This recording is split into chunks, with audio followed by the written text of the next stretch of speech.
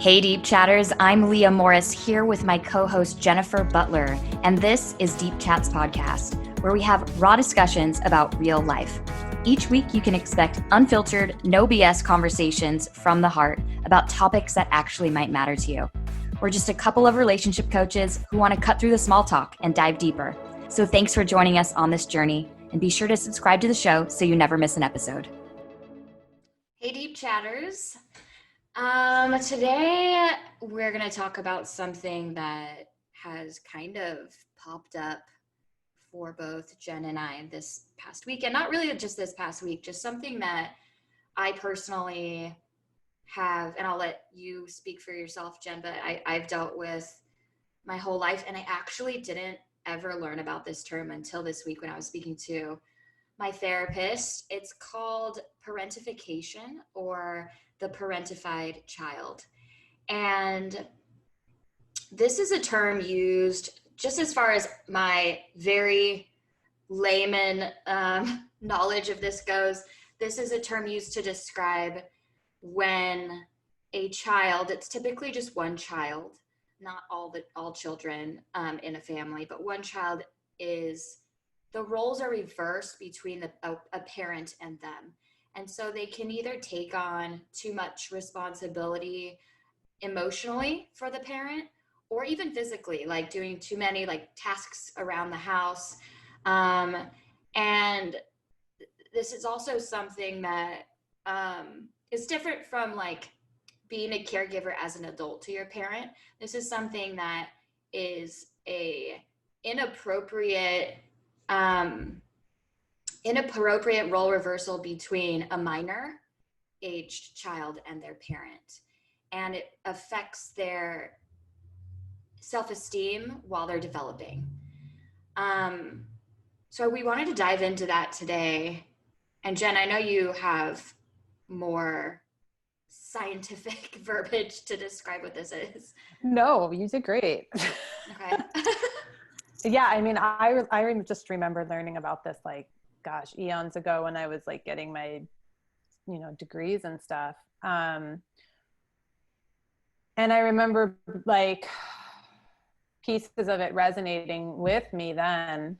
And it's funny that we're talking about it now, because now that I think about it, when I first learned about this, I was in my early 20s, right? Or my late teens, early 20s. And I don't think I realized the reality of how I grew up, right? I knew that I didn't get along with my mom, I knew that we had a lot of friction, but it wasn't until I left my marriage and realized that I had been married to a narcissist, or a very personality disordered man. It wasn't until I saw that I was like, oh my God, that's my mom. It was a complete blind spot for me. So it's interesting to talk about this now, because back then I wouldn't have seen where I kind of fit in here. You used the experience you had with him to draw parallels to the relationship you had with your mom? I mean, it's like the frog in boiling water. I mean, I was married to somebody who was very narcissistic and probably a sociopath, now that I really see, and I didn't know. I remember 2 years after leaving, reading something from Melanie Tonya Evans. She's the expert on narcissism. And reading it and sitting with my mouth wide open and just being like, oh my God, this is everything I experienced. And I never understood why. I thought there was something wrong with me. And so I did all the work around that and healing that and understanding my role. But then it was eventually then my eyes opened and it was whoa, that was my mom on some level, not even close to what my ex was, but I was oh, that's what I was experiencing as a child, gaslighting and the shaming and the guilt and all that stuff. So it's just amazing how we protect ourselves, right? To get through life, right? Yeah. I mean, I feel like my journey is similar in that after my divorce as well, it really forced me to ask, like, what happened? Because I was married to a narcissist as well. And I was just speaking recently on the term narcissism and just trying to be really mindful of the way that we use that, because it's tossed around a lot. And I think that people who are actually narcissistic, or at least like suffering from some narcissistic personality disorder, it's not just like they're a bad person. Right. And I think that the term gets just thrown at people who are quote unquote like bad, or like ego in their ego. Right, exactly. It's so much deeper than this, and it's something that can't actually be fixed. Right. It's the way that they are navigating through the world because of their wounding and their trauma.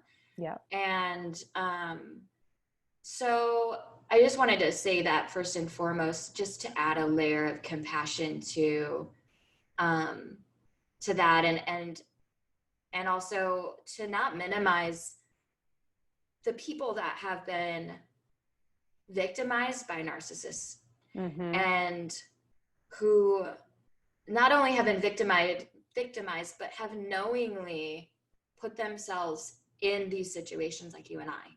Right. Right. And I think that when you talk about, like, I wasn't sure of the damage that had happened, or, of the effect that would have on me growing up with a mother like that, what happens is we knowingly put ourselves in situations where our needs are not only not being met, but also not even being named. We don't even know what our needs are. And this happens as a result, I believe, of this parentification and the parentified child, and not having our emotional needs nurtured and tended to in the ways that we needed, so that we could put our needs as a priority in our own lives. It's always sort of this understanding that if I tend to my parents' needs, who is role reversed with me, right? If I become the parent, if I'm like, are you okay? Am I, we're walking on eggshells here. I'm always making sure that, I'm doing everything right, or that you're not upset. We become highly empathetic first, but then we also become really, like, we have no way of tuning into ourselves, because we're always tuned into the outer world. Yeah, exactly.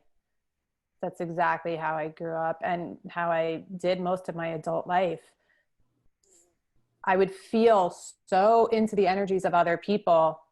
That was my compass, right? Like every decision I made was based on, how was that going to make my parents feel? Or how was that going to make my ex feel? Or was someone going to be mad at me, or whatever, right? And that walking on eggshells, and and so much guilt, and like constant, it's this constant, like, am I doing it okay? And like constant fear that I was going to mess up and like upset somebody or hurt somebody or lose somebody, right? And yeah, I mean, that does, it's interesting because with my mom, it was definitely, the roles were switched, in even like, she just wasn't very able to, she's not a very good communicator. So she's not a good conversationalist. So it was very hard, even watching her in public, trying to talk to people was very embarrassing to me. And so as a very young child, I took on the role of explaining to other adults. I was like a 7-year-old explaining, well, what my mom means is that she needs this, and kind of like taking on the role of like helping people to even understand her. And so I got so attuned to like not only how she was feeling, but her effect on other people. And so I would start trying to like kiss ass or be extra pretty or extra perfect to distract from anything that I felt embarrassed that my mom might do. Wow. I can almost picture you doing that. Like it really is like a child has become the parent. Mm-hmm. And when you're like,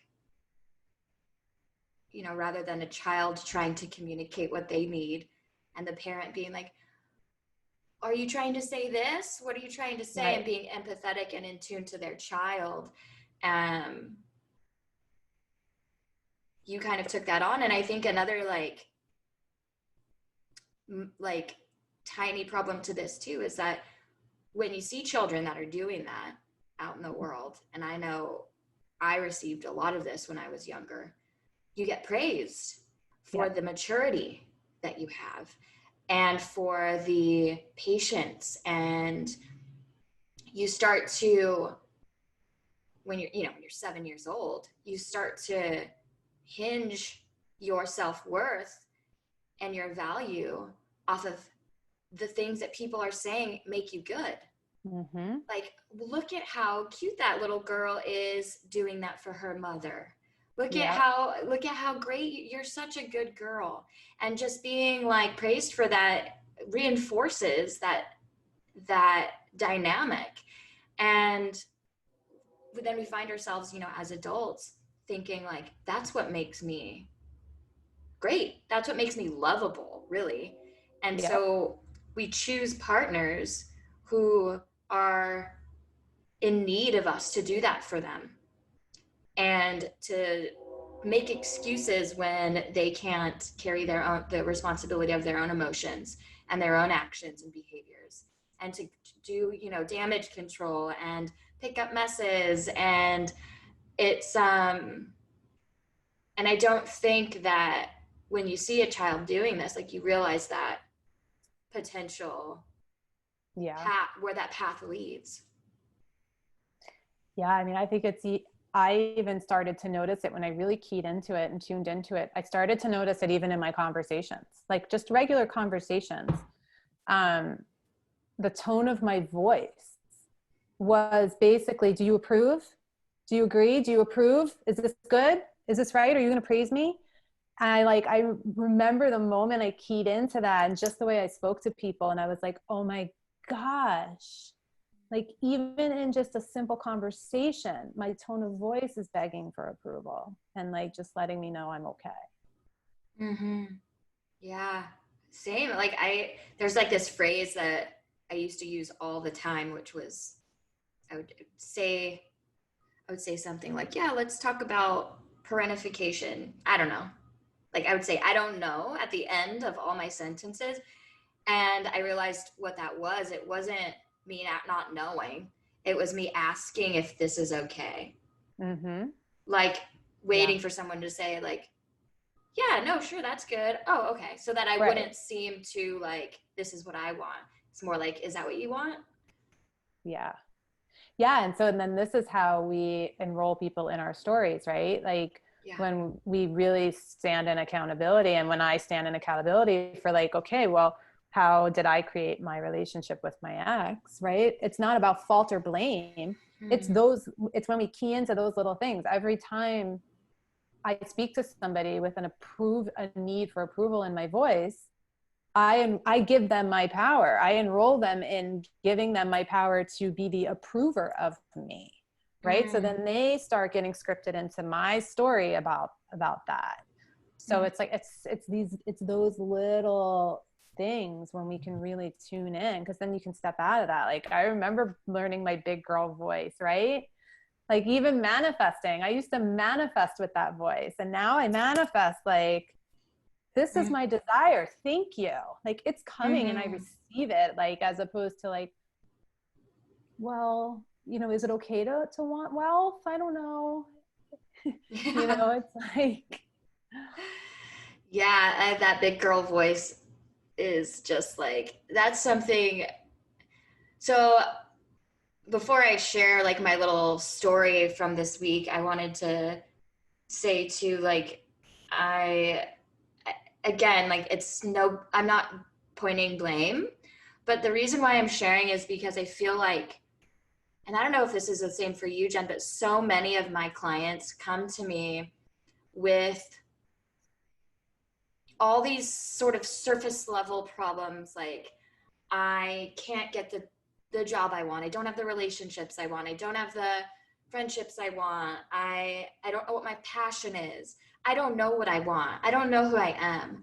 And what it always comes back to is what I found is this inner child that did not get emotionally tended to. And we have to do work in order to reparent that inner child so that we can find a voice and we can find it what the needs actually were, and we can start to heal from that space and then move forward. And which is why this topic really has sparked my interest so much lately, is I'm finally drawing a parallel between almost every client that I've worked with. We always have to go back to this inner child, and the reasoning is that, you know, we were dealing with a parent that was emotionally unavailable, or that maybe not all the time emotionally unavailable, but in a lot of instances didn't create that safe space for us to develop that voice and that big girl voice that we're talking about. So yeah, I just wanted to preface the story that I'm going to share with that.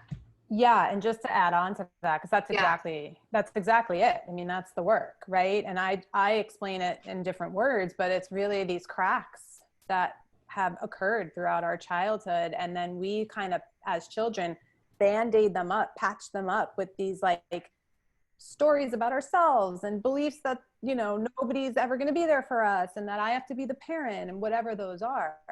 And it's going back in and reparenting that and soothing and containing and learning all the stuff that we didn't. But I just want to say too, that there doesn't have to be some huge trauma, right? I think I have clients come in a lot of times and they feel so guilty and so ashamed that they even have an issue, because how dare they when other kids are going, or other children or other people have gone through so much worse. And I just want to say that it doesn't have to be some huge trauma and that results in some wounding. Like, sometimes it's you have great parents, but no parent's perfect, and there's wounding and cracks that happen, and we're all entitled to heal, we're all entitled to grieve, we're all entitled to feel our pain, and there's no comparing one another whose pain is worse than pain is pain, right? And we all deserve space to kind of to learn how to heal that within ourselves. So I just want to say that too. Like, even if you're like, oh, but I had such great parents. Yeah. You know, I did too. You know, I had an amazing father, and, you know, but, you know, it's, yeah. I'm so glad you said that, because, you know, after I share this story, like, where I've landed is in like full ownership of the anger and the hurt that I'm feeling. And I don't feel, when you own your emotions that are maybe more difficult to name, like, it's easier to own joy maybe, or to own excitement. I don't know, it's hard for everybody to own, you know, a number of things, but for me, anger and frustration have been a hard one, because I didn't ever want to burden anybody with that heaviness of like, I need support through my anger, I need support through my pain and frustration. So but when you own like these feelings, at least I find that it is empowering, and it creates what we're talking about, which is this reparenting of like, yeah, you should be angry, you deserve that, what do you want to do about it, what do you need right now? And that's where we really begin to heal, is when we can finally own ourselves in any of our feelings, and stop comparing, and stop, you know, minimizing ourselves and gaslighting ourselves, really. So yeah, I just want to say that too. But so the specific story that I want to share is one that I find that maybe a lot of divorcees go through who are parentified children. And when I was going through my divorce and I married to, my ex-husband who is a narcissist, I found myself in this triangle of manipulation between my mother, him, and myself. And she would go behind my back, talking to him, trying to get information from him from her, so that they could corral me into doing what they wanted me to do.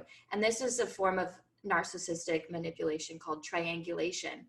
And I didn't realize it at the time because I always knew my mom to be this way. I always knew her to go and to triangulate with a sibling, with my other parent, and to just be this sort of like puppeteer.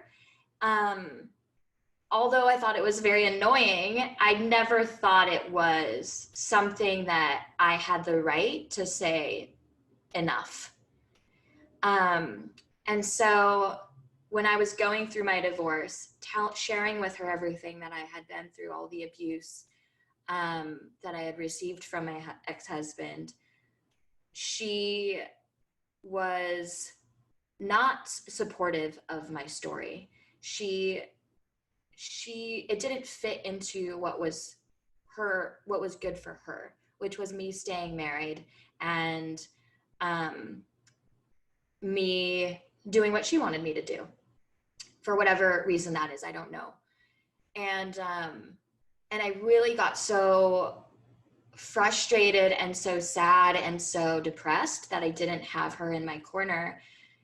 But I also realized that if no one was going to advocate for me through my abuse, I had to do that for myself. And I had to create these really hard boundaries with her. And it was really painful and really, really, really hard on our relationship, because things had to just change in order for me to be safe. And my safety became first and foremost my priority over her safety, over her comfort. And for the first time, I was tending to my needs rather than hers. And fast forward 4 years, that was about 4 years ago. And, through that time, we've had to go through a lot of difficult conversations where I tried to get through to her about the effects of her manipulation and the effects of, and I know she didn't mean it, but like in a malicious way, but the effects of her not tending to my needs, not considering me. And what has come up since the divorce is me questioning, why do you not treat my other siblings the same way? Why is their safety always a priority? And you're such a pit bull when it comes to standing up for them and advocating for them, and no questions asked, no explanation needed. At the first sign of mistreatment, she's just like right there to defend and protect. But whereas with me, it's different. And I really never could find this missing piece. And because I know she knows better, so why me is what I had always asked after I discovered, that I was being neglected essentially. And this last week, I received a pretty disturbing email from my ex-husband, and it's been a long time since I've heard from him, but I've done so much work on myself and been able to really heal a lot of the ways that I was triggered by him, that when I received the email, which my mother forwarded to me, I immediately was able to identify all the manipulative language, all of the abusive messaging that was listed in there. And she, at the request, against the request of me, sent it to me. And I read it, and I immediately felt so violated, so small, so much of that triangulation feeling all over again. The re-triggering came up. I felt like she wasn't advocating for me. Why would she send me such an abusive email? she didn't protect me at all.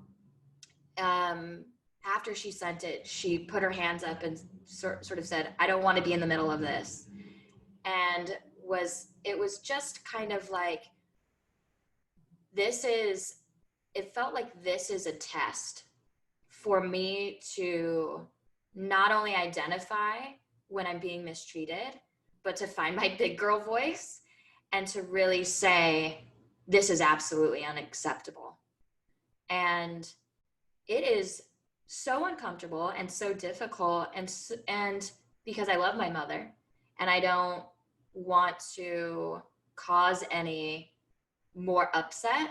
But I think that when we are parentified children and we have experienced that, it is vital for our well-being to be able to say, my needs and my well-being and the health of my emotional state and my mental state and my physical state and all of the ways that you deserve to be protected and safe, those take priority over everything else. Even if it means having to draw like a really hard line with a parent who you're used to not drawing boundaries with. And I just wanted to share that because I think that as a lot of my clients have said, like, they're my mom, they're my dad. And we think that it gives people an all access pass to our health and well-being because they have raised us and because they are good people. And we didn't have a terrible childhood maybe, and there wasn't any like big traumatic experience, but this is not true. Nobody deserves an all access pass to that. And when you're raised in a healthy environment where you're not being parentified, you are taught that your needs matter, and you're taught that your safety and health is a priority above everything else. And so we have to reparent ourselves and relearn this concept as like, no, unacceptable. This will not be sacrificed for anything. So I just wanted to, share that. Wow, we really did have the same week. Really? Oh my God. It must be in the air. Yeah. Wow. I know. I literally know exactly how you feel, Wow. which is very strange. Jenn. Yeah. Gosh. Well, I'm sorry that you experienced that, but I'm also really excited that you experienced that because it really is terrifying and uncomfortable and really freaking empowering when you draw that hard line and you're like, nope, I am not going to sacrifice me for you anymore. Yeah. Yeah. Wow. I mean, I don't know. I won't go into the whole story with mine, but it's very, my ex showed up at my mom's home. Physically week. Showed up? Oh my God. Wow. And, she had a nice conversation with him. Did she let him in the house? Yeah. Yeah. So it's the same, and what I noticed, and she waited 2 days to tell me. And, on so many levels, this is not okay. So many levels. Most importantly, as you were saying, safety, right? It jeopardizes the safety, my safety and my son's safety. And she waited 2 days to tell me. And my initial reaction, I was angry. I was really angry and really, I just was really reactive. And rightfully so, right? I always try to be in response. But what I realized as I reflected back was I was upset on so many levels, right? Like, first of all, I'm scared for her, right? Because I don't know what he's going to do to her, right? So I'm scared for her safety, I'm scared for my safety and my son's safety. Then there's this whole other level of, there it is again, she's not protecting me. It's this very old wound of, why doesn't my mom have that thing in her, that mama bear, no one's going to F with my daughter. Like, none of it, like no instinct. And, you know, that happened to me at a very young age. I learned that. I went to my mom for protection when I was 3, and she told me basically to shut up and not tell anybody. You know, she just kind of denied my whole experience. So it was this very old wound, and I've done so much work around it, and so much forgiveness, and so much of really standing in how I've been recreating that story my whole life. Because no, I wasn't to blame for how she parented, and I'm not to blame for any of that. I figured out a way to survive, but as an adult woman, I can't keep putting it on that, right? Like I have to figure out how to graduate from that and how to step out of that story. So after I went home and reflected on it, and I had to put up a hard boundary with her too, because you might relate to this. She'll do this thing where then it all becomes about her. Well, you're judging. Yes. Why are you judging me? You need to understand. How dare you be mad at me? You can't put me through this, right? So it becomes all about her. And so I had to put down this hard line of, and then she kind of puts on this face and makes you feel like so guilty, right? Like for her, now you're mad at her. So I had to put that hard line, you know, this is not okay. And I'm not, your needs are not going to be above mine. But it was interesting when I went and reflected on it, because, and that was kind of where I was too, like, oh my God, growth, right? Growth. This is amazing, right? Yeah. Because what I ended up doing was I ended up calling her and somehow not even thinking about it. The first thing I did was say, I'm sorry I reacted the way I did. And I almost had to like look around and be like, what? Without feeling any resentment or any, like, it just came because I meant it. But I said, I'm sorry I reacted the way I did. And you have to understand how inappropriate what you did was and how unsafe you made my family. And really strictly advocated for myself and my boundaries. And I remember feeling that like constriction, right? Like feeling so wounded and hurt, betrayed by her, right? Like, because if I really look at it, it's a betrayal. But I've stepped so far out of that story that there wasn't any of that. Wow. There wasn't any of that.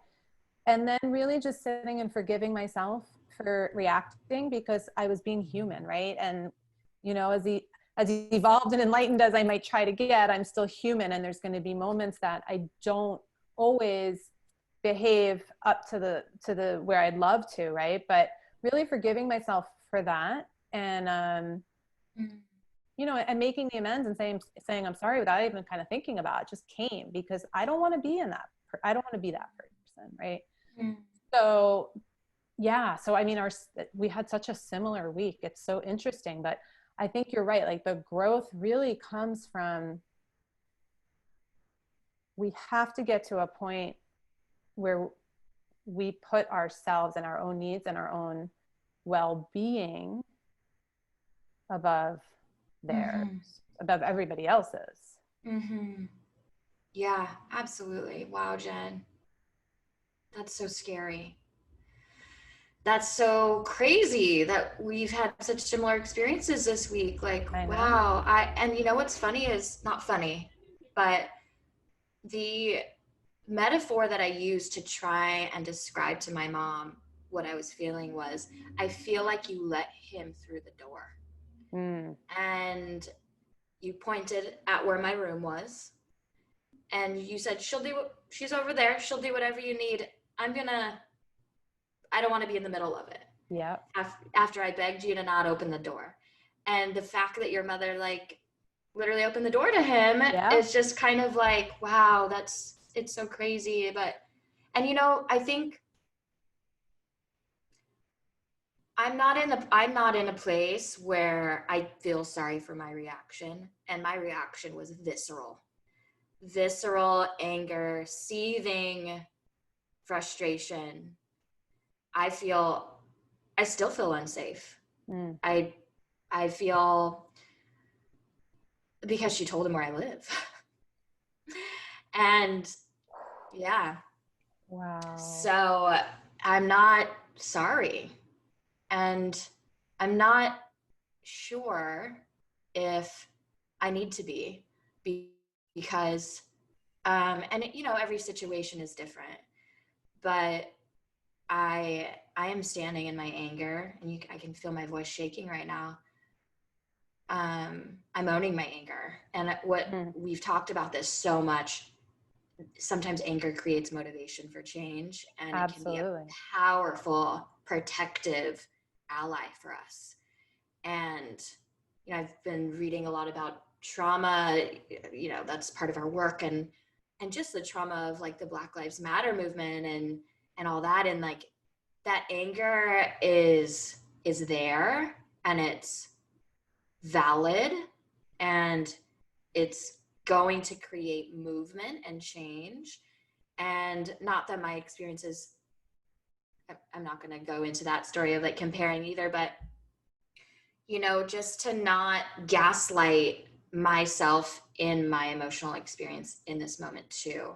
And to say like, because that's another thing that comes up is you shouldn't be so mad. You should just say, man, what an asshole that guy was. And it's just like, no, Right. I'm going to say what I feel. Yeah. I'm going to be in my feelings and be in my emotions, because just because this wasn't allowed growing up during this like parentification mess doesn't mean that I need to carry that story with me now as a woman, and that I need permission to feel any sort of way from you.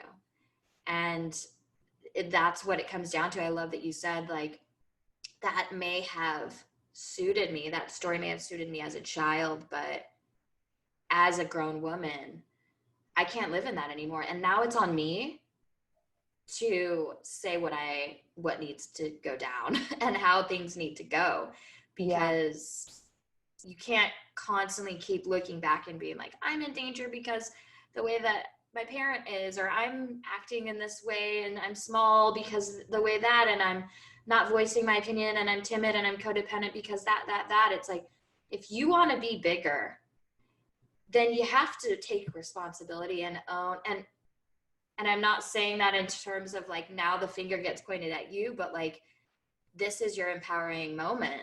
If you're ready for change, then you have to take responsibility for yourself in all the ways. Yeah. I mean, I love the way you said that. And I want to point this out. And I hope that our listeners can hear the distinction when I point this out. The way you're standing in your anger is you're standing in it in an empowered way, using your anger as a generative experience, right? You're setting boundaries. You're not robbing yourself of the feelings that you are, you have the right to feel, right? You're not putting somebody else's needs or somebody else's well-being in front of yours. Like you're standing in your power as a sort of a growth, propelling you to grow. What I apologized for was I showed up in my wound. There was nothing empowering about the way I showed up. And that didn't feel good for me. So that's why I apologized. And the apology ended up getting me into where you are, which is I'm just angry and that's not okay. Right. And so when I did the work afterwards, you know, I journaled about it and really kind of, because I had to get my energy and my vibe kind of back in balance. What I remember most about what I wrote was the way I responded. I gave her power over my safety, as if she has the power to make me safe or unsafe. And I remember writing, you do not have power over my safety. I do. I create my own safety. And when I use my voice, when I take up space and I make my presence known, my situation known, then I am the creator of my safety. I have all the power. And so that was kind of why I apologized, because I was like, I want to create my own safety from there, from like this place of I am big and this is my energy. And you are not going to jeopardize me, and nobody can touch me because I am the creator of safety for myself. Yes. Right? As opposed to like, just kind of being in that disempowered, victimized, like, how could you do this to me place. It just didn't feel good for being in my body in that. So I hope that people could hear the distinction, because you're so, like, anger is a motivator for change. It's the thing that gets us out of bad situations. It's the thing that, you know, gets us moving when we don't want to, right? It's fire. And so it's so palpable and so generative when we're standing in it in this empowered way. Yeah. I love that you pointed that out, because I think that there, you know, there can be guilt around feeling angry, and especially toward a parent that we love. And so to say that we can actually use that as a generative experience of like, where can I grow from here? Yeah. From this place of like deep, you know, instinctual anger of like, I'm not safe. Yeah. I need to protect myself, and I'm fully capable of doing that. Yeah. So the boundaries are important. I know there's a lot of information online about ways to begin to heal from parentification. Maybe we'll include some of those in the show notes, but this is work that we do, that I know I do, and I'm sure you do, but with clients, to heal those cracks and to heal that inner child who is still yearning to be cared for and tended to.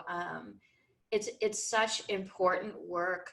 If you want to really transform your life, we have to go back and we have to find where those cracks started, why you don't feel okay feeling your feelings, why you're not prioritizing your own well-being, you know, like these are things that can be healed and that you can grow from. And it's just important to, when you become aware of things, to then choose what you want to do with that information. And so we're simply talking about this topic to create that awareness so that you can choose. Yeah. And it's not like a once in a lifetime thing, right? Like, you know, it's like, I always say, fall in love with the dance, right? Because once you kind of put into the universe that you want to grow and expand and evolve, you know, they just kind of come, like something will happen. And I'm like, oh, there's a crack, right? What is that? What do I need to heal here? Okay, awesome. Now I've like graduated from that, right? Then you're going. And then, oh, crack, right? Like, so, you know, they come up, they're there, and living life fully is going to kind of lead us toward those cracks, but they're all opportunities for us to heal and to kind of grow whatever that is, and then just become more and more empowered by it. You know, what's the quote? You know, the crack is where the light comes in. Is that Hafiz? Yeah. So we all have them. Yeah, I think it's the most powerful work. I think if everybody did this work on some level, just kind of, I mean, it's a game changer. It's the catalyst to a lot of the like removing a lot of those blocks that we have, those limiting beliefs and the stories we're telling ourselves. Like, gosh, like imagine if you were, you know, 7 years old and the story you were telling yourself is that my needs matter and I want to check in with myself first and foremost. That would have been, it's just so empowering. It's so empowering. But you know, we can't go back, but what we can do is we can reparent, which in a way is allowing yourself to go back but not stay there, and just saying like, let's clean up everything that was left unanswered in our past, so that we're not constantly drawing from that story. And as a mom, I mean, I truly believe it's my duty, my responsibility to clean up my past, because whatever I don't clean up for myself is I'm leaving to my son to clean up. So for me, it's part of being a conscious parent is constantly looking at myself, because kids trigger us. That's what they're there for, right? Like, it's like they are wonderful at finding your triggers, especially I now have a teenager. So it's such a beautiful gift if you can stand in this place of like, this is as much of a growth experience for me or a growth opportunity for me as it is for my child, right? Like, they're growing through life. And then I have this chance to really just continue to become more and more present to myself and how I can be better. So yeah, it's powerful work. Well, that was so interesting that we experienced. We did not talk about this beforehand, by the way. So, so we crazy. did not know that we were going through the same things at the same time. But I know that there are many of us who have similar experiences to this. So as always, reach out with any questions in the comment section, in our Instagram, Facebook, anywhere you find us. We are always welcoming the conversation with you all. And we love you all, and we hope you have a really beautiful week. And we will put the resources for you if anybody wants more follow-up on this topic. Have a good week.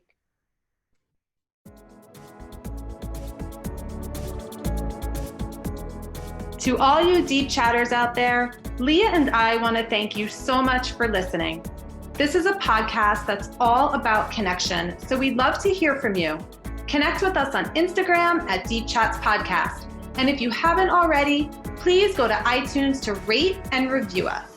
Every review helps other deep chatters just like you be able to find this podcast.